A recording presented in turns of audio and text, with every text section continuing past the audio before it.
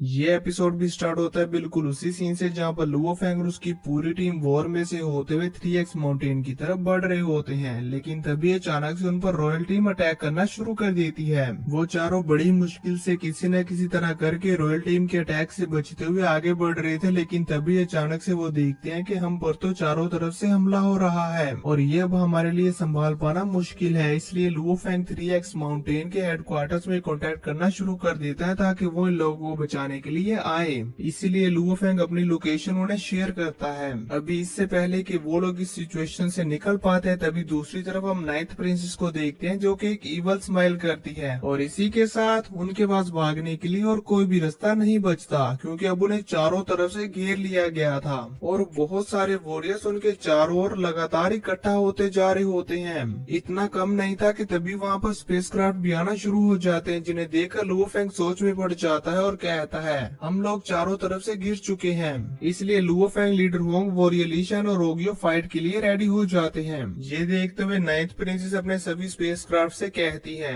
Attack करने के लिए रेडी हो जाओ। उनकी बात मानते हुए सभी स्पेसक्राफ्ट अपनी लेजर कैनन्स को चार्ज करना शुरू कर देते हैं। लुओ फेंग को भी समझ आ जाता है कि अब ये सिचुएशन हद से भी ज्यादा बदतर हो चुकी है, इसलिए मुझे यहाँ से निकलने के लिए अपनी पूरी जान लगानी होगी। वो अपने गोल्डन बहमूद की पावर्स का भी यूज करता है और अपनी क्लाउड ऑर्बिंग वाइन को चारों तरफ फैला देता है, जबकि लीडर होंग और वोरियलिशन अपनी कंबाइंड डोमेन को यूज करते हुए अपने आसपास फैला लेते हैं और खुद को इन वॉरियर्स के हमले से प्रोटेक्ट करने लगती हैं। ओगियो भी इनका साथ दे रहा होता है और अपनी स्पिरिचुअल पावर को यूज करते हुए इनकी डोमेन्स को और भी ज्यादा पावरफुल बनाता चाहता है, जबकि लुओ फेंग अपनी क्लाउड ऑर्बिंग वाइन्स को यूज करते हुए स्पेसक्राफ्ट को डिस्ट्रॉय करने की कोशिश कर रहा होता है कि तभी दूसरी तरफ हम देखते हैं इससे पहले कि लुओ फेंग उन स्पेसक्राफ्ट को डिस्ट्रॉय कर पाता, तभी उनकी लेजर कैनन्स पूरी तरह से चार्ज हो जाती हैं और इसी के साथ वो लोग अपने लेजर अटैक्स लुओ फेंग और उसकी टीम पर करना शुरू कर देते हैं। जिन अटैक्स को अपनी तरफ आता हुआ देखकर लुओ फेंग काफी ज्यादा घबरा जाता है और अपने गोल्डन बहमूद को बाहर निकालने ही वाला होता है कि तभी वहाँ पर 3x माउंटेन के स्पेसक्राफ्ट आ जाते हैं, जो कि रॉयल टीम के स्पेसक्राफ्ट के ऊपर हमला करते हुए उन्हें डिस्ट्रॉय करने लगते हैं।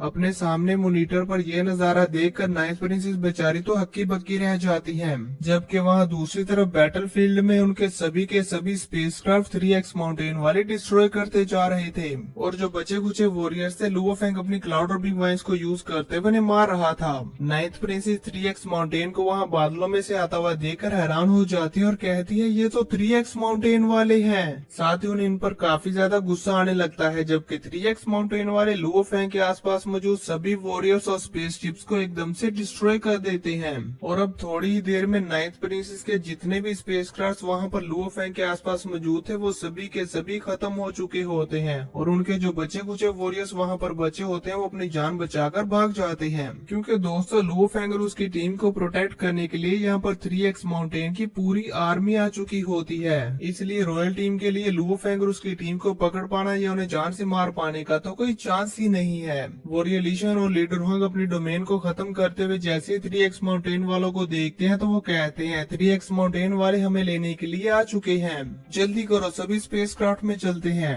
इसी के साथ वो पूरी टीम तेजी के साथ फ्लाई करते हुए उनके स्पेसशिप में आ जाती है। 3x माउंटेन को लुओ फेंग और उसकी टीम को वहाँ से ले जाते हुए देखकर नाइन्थ प्रिंसेस गुस्से में अपनी पूरी आर्मी को ऑर्डर देती है 3x माउंटेन के कैंप पर हमला करो। उनका एक वॉरियर जो कि इनके ऑर्डर्स को आगे पूरी आर्मी तक पहुँचा रहा होता है वो उनके सामने घुटनों पर गिर जाता है और कहता है योर मैजेस्टी, बेहतर यही होगा कि हम पहले लॉर्ड हारग्रेव के ऑर्डर्स के आने का इंतजार करें। नाइन्थ प्रिंसेस को यहाँ पर 3x माउंटेन वालों के ऊपर बहुत ही ज्यादा गुस्सा आ रहा होता है और वो खुद को कंट्रोल नहीं कर पा रही होती, क्योंकि इन्होंने अभी अभी नाइन्थ प्रिंसेस का बहुत ज्यादा नुकसान कर दिया है। वो बेचारी यहाँ पर कुछ नहीं कर पाती, इसलिए अपना सर पकड़ लेती है। जबकि दूसरी तरफ 3x माउंटेन की आर्मी लुओ फेंग को अपने स्पेसशिप में लेकर वॉर वाली जगह से बाहर आ जाती है। अब ये सब हो जाने के बाद Luo Feng inherited crystal ball के फर्स्ट पासकोड को 3x माउंटेन के कमांडर के हवाले कर देता है। सीनियर मिंगयू अपने सामने ये सब कुछ देख रहे होते हैं और लुओ फेंग से कहते हैं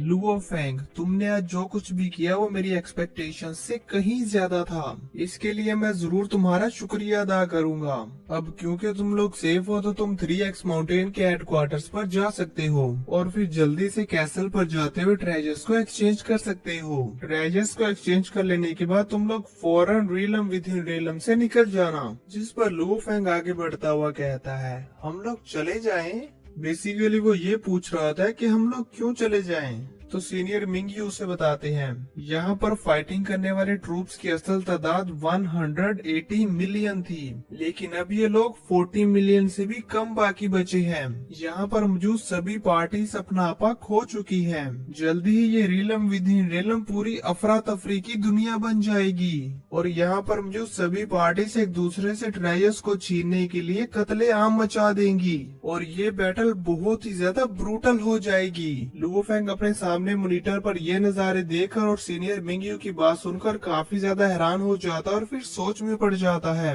और फिर उसे समझ आता है कि सीनियर मिंगयू बिल्कुल सही बोल रहे हैं, हमें जितनी जल्दी हो सके यहाँ से निकल जाना चाहिए। अब इसके बाद व्यू चेंज होता और हमें दिखाया जाता है कासल का सीन, जहाँ पर लुओ फेंग और उसकी पूरी टीम कासल के अंदर से ट्रेजर्स को एक्सचेंज करके बाहर आ रही होती है और यहाँ पर लुओ फेंग लीडर होंग से कहता है, फर्स्ट ब्रदर आपने जो मुझे लाइफ ऑफ फ्रूट को खरीदने के लिए कहा था, मैंने आपके लिए वो दोबारा से बाय कर लिया है। जबकि वो रियलिशन खुश होते हुए कहते हैं, मैंने भी यहाँ पर आकर लीटिंग्स की सीक्रेट टेक्निक ले ली, मेरा यहाँ पर आना बेकार नहीं गया। यहाँ पर ये लोग ये सारी बातें कर रहे होते हैं, जबकि दूसरी तरफ हम देखते हैं मिस्टर वू को, जो कि अपने कासल में बैठे हुए बड़े ही आराम से अपने सामने बहुत सारे मॉनिटर्स पर इन लोगों पर नजर रख रहे होते हैं और देख रहे होते हैं कि ये लोग क्या कर रहे हैं। पूरे लीटिंग वर्ल्ड पर इनकी नजर होती है। इसी के साथ वो एक इवल स्माइल करते हैं और बाहर मौजूद सभी के सभी टीम मेंबर्स के सामने एक छोटा सा मॉनिटर ओपन करते हैं, जिसमें कुछ तो लिखा हुआ था जो हमें नहीं बताया जाता।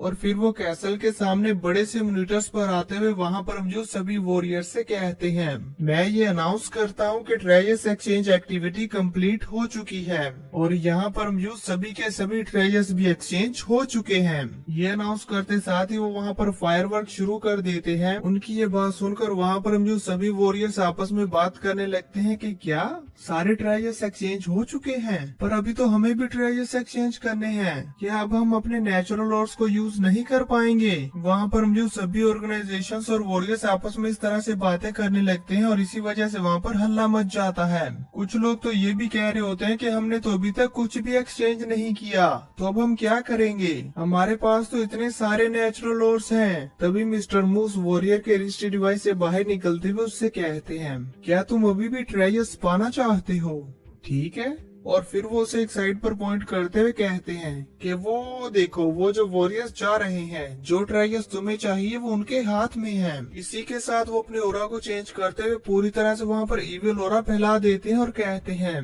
ये रीलम विद इन रीलम कमजोर वॉरियर्स की कब्र है, सिर्फ स्ट्रॉन्गेस्ट पर्सन ही अपनी वेल्थ को यहाँ से बाहर लेकर जा सकता है। वो अपने आसपास बहुत सारा इविल ओरा फैला देते हैं और कहते हैं, अब ये फाइट शुरू हो रही है। साथ ही वो कहके लगाकर जोर जोर से हंस रहे होते हैं और वहाँ पर मौजूद सभी वॉरियर्स को ये परमिशन दे देते हैं कि वो लोग यहाँ कासल में भी फाइट कर सकते हैं, जिस वजह से वहाँ पर मौजूद सभी वॉरियर्स ट्रेजर्स के लिए आपस में लड़ने लगते हैं और एक दूसरे को जान से मारने लगते हैं। सीनियर मिंगयू को ये सारी बात मालूम हो जाती है, इसलिए वो लुओ फेंग को कॉन्टेक्ट करते हुए उसे बताते हैं, रीलम विद इन रीलम में मौजूद सभी लोग एक दूसरे को वेल्थ के लिए टारगेट कर रहे हैं और अपने सामने आने वाले सभी के सभी वॉरियर्स को मारते जा रहे हैं। कैसल में मौजूद मिस्टर वू की वजह से अब ये सिचुएशन और भी ज्यादा बुरी होती जाएगी, क्योंकि वो जानबूझकर इन लोगों को आपस में लड़वा रहा है। इसीलिए तुम जल्दी से 3X माउंटेन के एयरक्राफ्ट पर आ जाओ और जितनी जल्दी हो सके इन लोगों के साथ यहाँ से निकलो। जिस पर लुओ फेंग भी उन्हें हाँ कहता है। इसी के साथ सीन चेंज होता हम देखते हैं कि लुओ फेंग और उसकी पूरी टीम 3X माउंटेन के एयरक्राफ्ट पर आ चुकी होती है और अब एयरक्राफ्ट पर आते साथ ही 3X माउंटेन का कमांडर यहाँ से निकलने का ऑर्डर दे देता है। 3X माउंटेन अपनी फुल स्पीड को यूज करते हुए यहाँ से अपने कैंप को लेकर बाहर जाने लगता है। नाइन्थ प्रिंसेस अपने सामने मॉनिटर पर ये सब कुछ देख रही होती है और ये देखते हुए वहाँ पर मौजूद एक ट्रेजर बॉक्स के पास आते हैं और उसे ओपन करते हुए उसमें से क्रिस्टल इनहेरिटेड बॉल के 2 पासकोड निकालती है, जिससे हमें मालूम हो जाता है कि क्रिस्टल इनहेरिटेड बॉल के टोटल 3 पासकोड हैं, जिसमें से सेकंड और थर्ड ऑलरेडी नाइन्थ प्रिंसेस के पास है, लेकिन अब उन्हें चाहिए तो सिर्फ फर्स्ट पासकोड, जो मिलते साथ ही ये ट्रेजर कंप्लीट